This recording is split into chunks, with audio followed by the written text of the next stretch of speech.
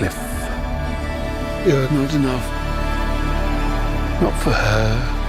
8 hidden facts about the new Wuthering Heights movie. The new Wuthering Heights trailer has officially taken over everyone's feed, and rightly, it has caused a huge chaos. The trailer has split audiences into 2 groups, with people literally fighting in the comments. While some are totally pissed off by the suggestive eroticization of the movie instead of a classic novel adaptation, others love it and are anticipating the movie's release. Even amid the controversies, it has been one of the hottest topics in the film arena lately. However, behind this 2-minute trailer, there are quite a few hidden details that you might have missed. So without any further delay, let's get into it.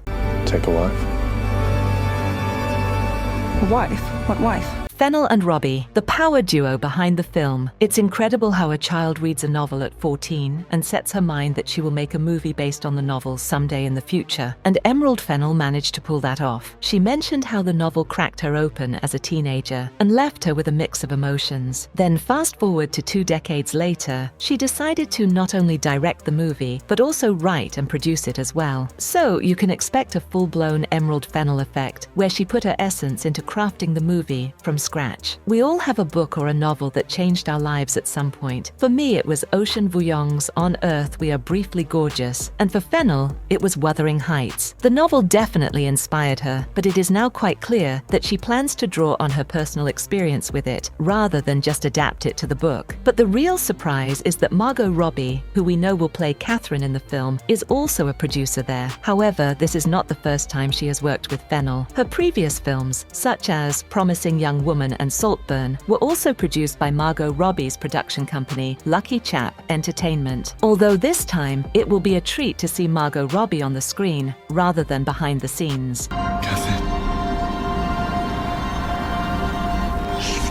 Why was Jacob Elordi the instant choice for Heathcliff? Well, it's not the first time Jacob Elordi is working with Fennell. In Saltburn, he played the role of Felix Catton and was all over everyone's feed. I mean, he is Jacob Elordi. The internet depicts him as the performative male nightmare, the nonchalant guy with a fantastic bag collection and a golden retriever energy. Even though I feel rather against it after watching him as the creature in Frankenstein, but whatever he does becomes paparazzi coverage. Now, getting back to the point. Fennell was already thinking about adapting Wuthering Heights on the Saltburn set, but when she spotted Elordi, his visage clicked something in her mind. She found Elordi to embody Heathcliff perfectly, just the way she imagined Heathcliff when she first encountered him in the novel. Even he looked exactly like the illustration of Heathcliff in the first edition of the book she read. The sight of him and the idea of choosing the perfect guy, according to her, were overwhelming for her. So, she handed him the role right on the set. Not only did he look the part, but he also portrayed the intense sadomasochistic tone she wanted for Wuthering Heights. Despite the controversies with his casting, Fennell is quite proud of Jacob Elordi playing Heathcliff. Whatever our souls are made of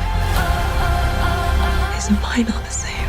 Owen Cooper is the young Heathcliff. Did you recognize the guy playing young Heathcliff in the trailer? He is none other than Owen Copper, the sensational child actor from the miniseries Adolescence. This 14-year-old boy managed to send chills down the bones of the viewers worldwide by portraying the raw emotional depth with chilling authenticity. People were amazed to see such a performance from a 14-year-old, even in his debut role. This role earned him an Emmy in the Outstanding Supporting Actor category, making him the youngest male actor to win in that category. He is a well-known face from that time, and now that we got to see a glimpse of him as young Heathcliff in Wuthering Heights, it's confirmed he will play the character alongside Charlotte Mellington, the young Catherine. No doubt he will be able to pull off the emotional intelligence needed for young Heathcliff, who goes through abandonment, immense cruelty, and longing in the book. Given his performance in Adolescence, Owen has a strange sense of maturity that makes him perfect for the role. Let's see how he holds himself on the screen this time.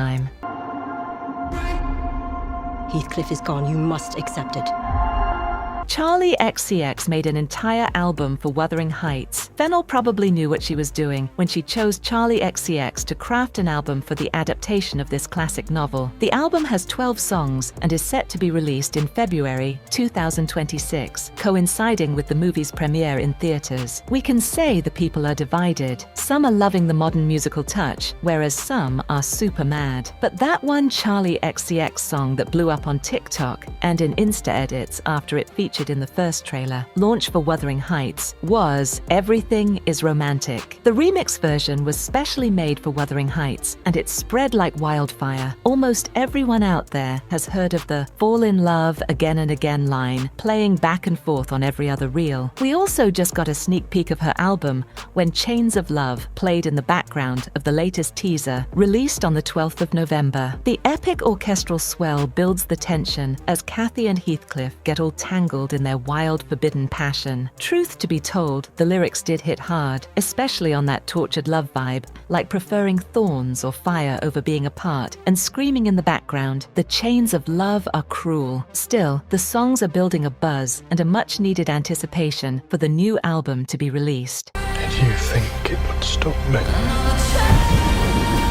The intent behind the color scheme and costume choice. If you think Fennell chose the white, blue, and the eye-catching bright red colors for the costumes and the hallways just for the aesthetics, you are gravely wrong. The color scheme might depict more than you think. The red and white used in the hallways might appear to be a homage to Peter Greenaway, from whose movies like The Cook, The Thief, His Wife, and Her Lover. She drew inspiration for Saltburn's color scheme. For the costumes, the colors seem more focused on highlighting emotional intensity and contrast between the characters, rather than just matching strict symbolic associations from the book. Catherine, who is often seen in bright red gowns or corsets, might symbolize her desire, fiery spirit, and emotional complexity, whereas Heathcliff, wearing blue as a gentleman, might evoke a cooler, perhaps more brooding presence. It appears to be a deliberate choice by Fennell and Linus Sandgren, the cinematographer, to create a bold visual storytelling style that speaks to the characters' emotional journeys and personalities. We even see Margot Robbie, aka Catherine, in the signature white wedding gown with a tiara, which has stirred up quite a bit of controversy because of Fennell's anachronistic costuming. But it's yet to be known why she was often seen in white attire, and also why she was wearing a pair of red sunglasses in the Victorian era. Guess we really do have a lot to uncover. Kiss me.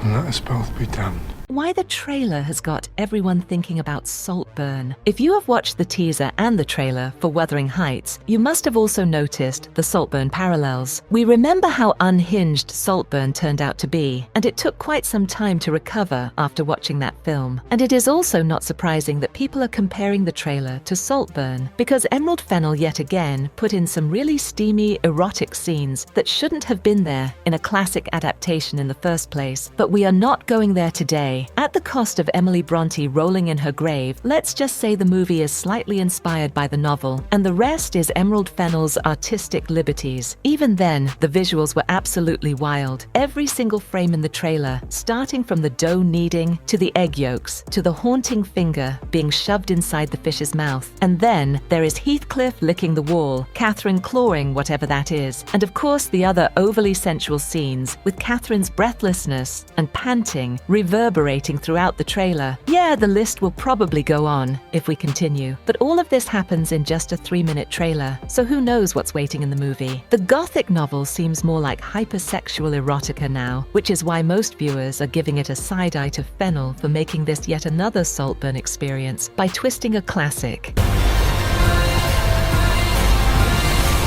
There was a bidding wars for Wuthering Heights. Apparently, Netflix and Warner Bros. Were fighting over distribution rights to the movie. Netflix offered a $150 million bid to release the film on its streaming platform, but Warner Bros. Got away with the movie by providing $80 million for premiering the movie across theaters and promising a strong marketing campaign. The producers, Fennell and Robbie, chose Warner Bros. Because they found their offer more suitable as it aligned with the visibility and theatrical presence they were looking for. I guess we have to wait until Valentine's Day to see whether the decision served them well or not.